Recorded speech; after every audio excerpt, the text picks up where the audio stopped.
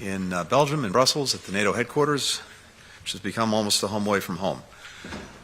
But this week, these last 2 days, this has genuinely been a historic NATO meeting. Yesterday, on the 74th anniversary of the alliance, I accepted Finland's membership documents to join NATO. Finland is now our 31st ally. With this step, Finland is safer, NATO is stronger. We look forward to welcoming Sweden to NATO in the near future. Like Finland, it's militarily capable, it's a strong democracy, fully dedicated to upholding the commitments and values that underpin our alliance, including Article 5. At the NATO Leaders Summit last summer, the NATO allies agreed on a new strategy for the first time in a decade. Since then, including at this ministerial, we've been working to implement that strategy, making our alliance stronger, more resilient, better positioned for the future. We're building on the Wales Defence Investment Pledge to invest 2% of our GDP in defence.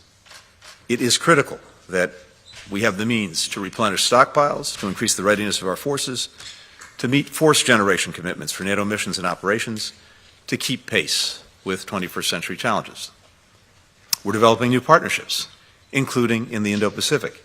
At this ministerial, we welcome the participation of Japan, Australia, South Korea, New Zealand, who share our vision of a free and open Indo-Pacific region, but also recognize that many of the challenges that we face are interconnected and global in nature. And of course, the alliance remains relentlessly focused on Russia's aggression against Ukraine. The NATO-Ukraine Commission met for the first time in 5 years with Foreign Minister Kuleba's participation to talk about ways that we can continue to help Ukraine in the weeks, the months, and indeed the years ahead. When the NATO foreign ministers last convened back in November of last year, President Putin was pursuing his new strategy to win his brutal war against Ukraine. Having suffered devastating setbacks on the battlefield, he tried to bomb and freeze Ukraine's civilian population into submission. He accelerated his campaign to weaponize energy against Ukraine's European partners so that they would decide that the costs of supporting the country were too high. And he continued to try to raise food and energy prices in some of the poorest countries in the world to manufacture a false choice between supporting Ukraine and making ends meet for their people. President Putin has failed. Thanks to the remarkable courage and bravery of the Ukrainian people and unprecedented support from Ukraine's partners, Ukraine endures. More than 50 countries have been providing security assistance. Dozens of countries jumped in to help Ukraine defend and repair its energy grid in the face of Russia's onslaught. We sustained and increased the pressure on Russia with unprecedented sanctions and export controls, which are having a dramatic and growing impact.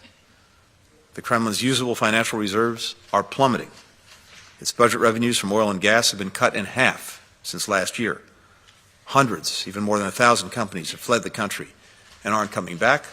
Hundreds of thousands of young people have fled Russia. Literally, Russia's future. We've demonstrated again our unity of purpose and our unity of action. And after this ministerial, I am confident that that will endure for as long as it takes for Ukraine to defend its sovereignty, its territorial integrity, its independence. Yesterday, the United States announced our 35th drawdown of arms and equipment. That includes more ammunition for HIMARS, air defense interceptors, and artillery rounds, as well as anti-armor systems, small arms, heavy equipment transport vehicles, and maintenance support. These contributions will continue to enable Ukraine to protect civilian infrastructure from missile and drone attacks and to hold and retake Ukraine's territory. The United States and Ukraine's partners support meaningful diplomatic efforts that can achieve a peace, but not just any kind of peace. It has to be a just peace that upholds the principles of the UN Charter, sovereignty, territorial integrity, independence, and it has to be a durable peace that ensures that Russia can't simply rest and refit its troops and then relaunch the war at a time of its choosing. That's the kind of peace, a just and durable one, that 141 countries at the United Nations General Assembly endorsed just a few weeks ago. Until that peace is achieved, the United States, together with allies and partners from around the world, will continue to provide the assistance that Ukraine needs to defend its territory and defend its people. The story of NATO over the last year has been one of unity and resolve. Amid new challenges to our values, to a rules-based order, to our collective security, our alliance has emerged stronger than ever and now larger than ever. As we prepare for Vilnius and beyond, I'm confident that we'll continue to meet the challenges of this moment and the time to come. So with that, happy to take some questions. We'll first go to Vivian Salama with the Wall Street Journal. Vivian. Thank you so much. Thanks, Mr. Secretary. I want to ask you about my colleague, Evan Gorskevich, who as of today has been detained in Russia for the last week, sorry. It feels like a year. Do you anticipate that you will approve a designation of wrongfully detained for Evan, or do you need to wait however long it will take for the Russians to agree to grant him consular access for that to even happen? And secondly, prisoner swaps have occurred in recent years to bring a number of detained Americans home. Is there anyone that the Russians want or would be willing to exchange either for Evan or for Paul Whelan, who's also being held on espionage charges? And more broadly, are you concerned that there is a precedent being set now by our adversaries who are detaining Americans in the hope that maybe they would get some sort of prisoner swap in return? Thank you. Thanks very much, Vivian. First, and you've heard me say this before, from my perspective, from the department's perspective, there is no higher priority than the safety and security of American citizens around the world, and that includes those who may be wrongfully detained, held hostage, otherwise kept from coming home, being with their families. In Evan's case, we are working through the determination on wrongful detention, and there's a process to do that. And it's something that we're working through very deliberately, but expeditiously as well. And I'll let that process play out. In my own mind, there's no doubt that he's being wrongfully detained by Russia, which is exactly what I said to Foreign Minister Lavrov when I spoke to him over the weekend and insisted that Evan be released immediately. But I want to make sure that, as always, because there is a formal process that we go through it, and we will, and I expect that to be completed soon. More broadly, when it comes, first of all, to Paul Whelan, as I've also said, there's a proposal on the table that's been on the table for some months. Again, with Foreign Minister Lavrov, I reiterated that Russia should move on that proposal so that we can bring Paul home. In any of these instances, there is a balance to be done between trying to bring home people who are being unjustly detained in one way or another and what it takes to do that. I believe that, as we've demonstrated in the past, and as a result as well of legislation that we have and other tools that we have, that even as we engage in efforts to bring people home, we can also increase the pressure and increase the penalties on those who would engage in the practice of unlawful arbitrary detention of American citizens. And that's what we've been doing, including, for example, implementing the Robert Levinson Act and other tools that we have. We'll next go to Vitaly Sizov with Freedom TV. Thank you. I have one question. Yesterday, after meeting with you, Minister of Foreign Affairs of Ukraine said that he wants to see some proposal from NATO during the Vilnius summit. Today, Minister of Foreign Affairs of Estonia said that Ukraine should be provided with a roadmap of accession to NATO. What are your thoughts about this process? Which proposal could expect to get Ukraine during Vilnius summit? Thank you. Our focus right now is relentlessly on doing what needs to be done to help Ukraine defend itself against the Russian aggression, and indeed to help put it in a position to retake more of the territory that's been seized from it by Russia. That's our intense focus. We're also looking at what we can do over a longer period of time to build up Ukraine's capacity to deter aggression, to defend against aggression, and if necessary, again in the future, to defeat aggression. And a big part of that is bringing Ukraine up to NATO standards and to NATO interoperability.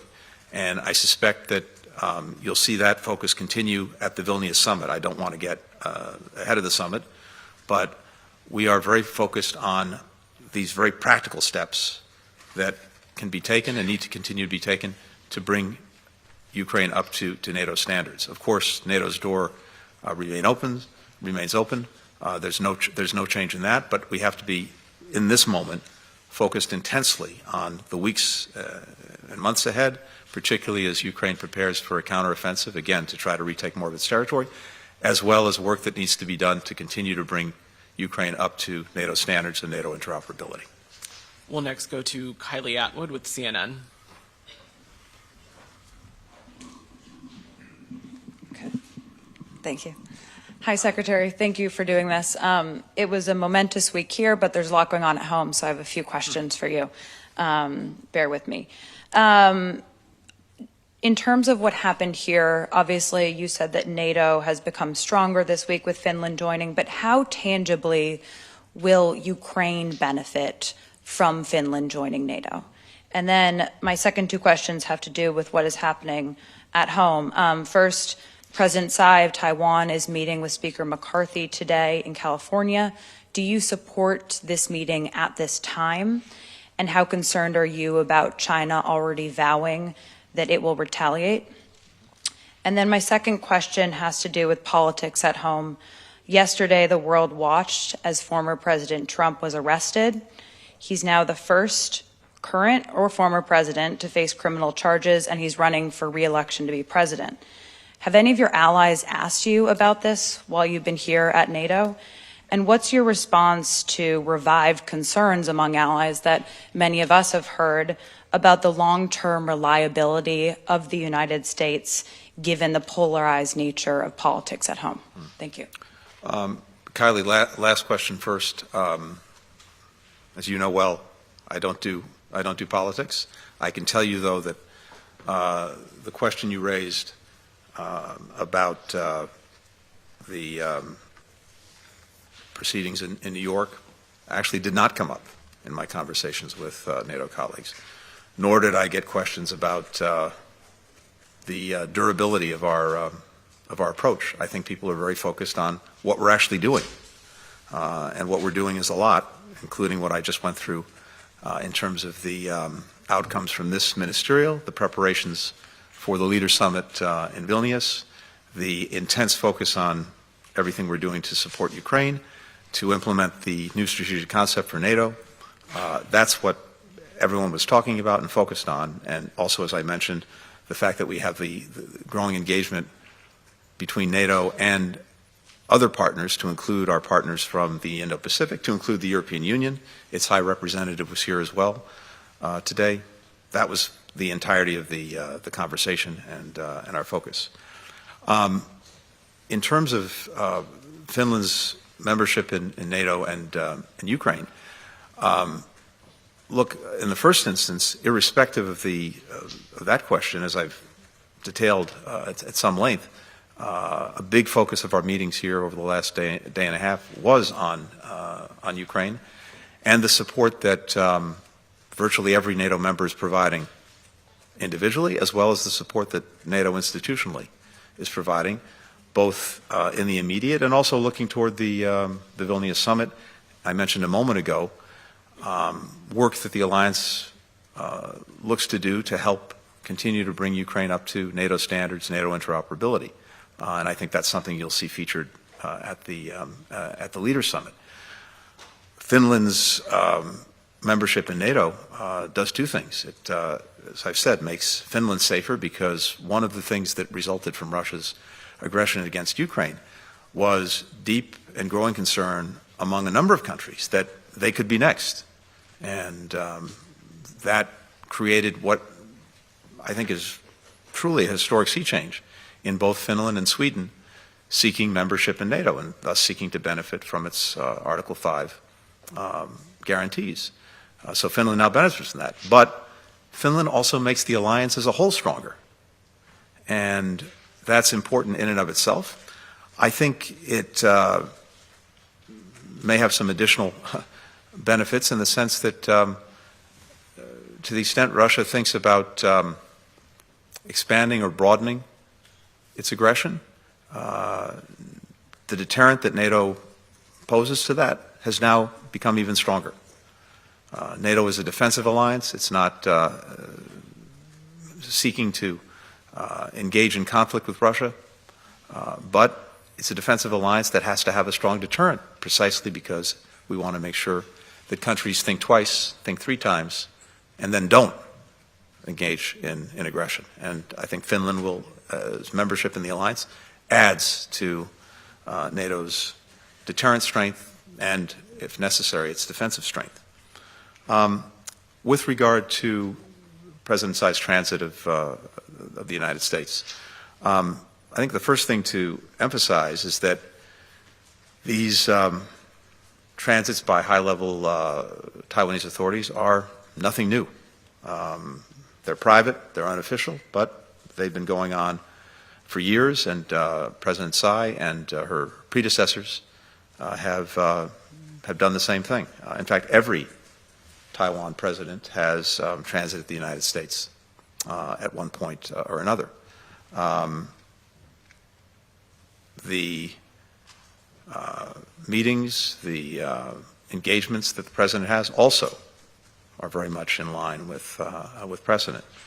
And similarly, our own approach to Taiwan has remained very consistent and unchanged, including our adherence to the One China policy, guided by the Taiwan Relations Act, 3 communiques, the 6 assurances, our opposition to any unilateral changes in the status quo by either side. So it's a long way of saying that, given that, Beijing should not use the transits as an excuse to take any actions, to ratchet up tensions, to further push at changing the status quo. And our objective remains the same, to have peace, to have stability across the Taiwan Strait, and to ensure that any differences that exist between mainland and Taiwan are resolved peacefully. Final question, Ricard Husu from YLE. Thanks for taking my question. A follow-up on Finland. How do you see that Finland will strengthen the alliance, and do you see that this decision to join can also strengthen the ties, bilateral ties between the US and Finland, for instance, in regard to a future defense cooperation agreement? Thank you. Thanks very much. Well, the bilateral ties between the United States and Finland are already extraordinarily strong. But I think Finland's membership in the alliance can, if it does anything, will only strengthen those ties, as well as Finland's ties to all the other members of NATO. But as I said before, what Finland brings to this enterprise is a country that has very strong military capacity, and equally important is a strong and vital democracy. And so, both in terms of advancing the interests that bring NATO countries together and the values that we share, Finland is a very compelling member of the alliance. And I think what's important too is that Finland and the NATO alliance have been working closely together for years. What membership does now is it makes, in a sense, formal what's in many ways been the case for a long time, but it also provides Finland with the commitment of every NATO ally to Finland and its security and its defense as a member of NATO and as a beneficiary of Article 5.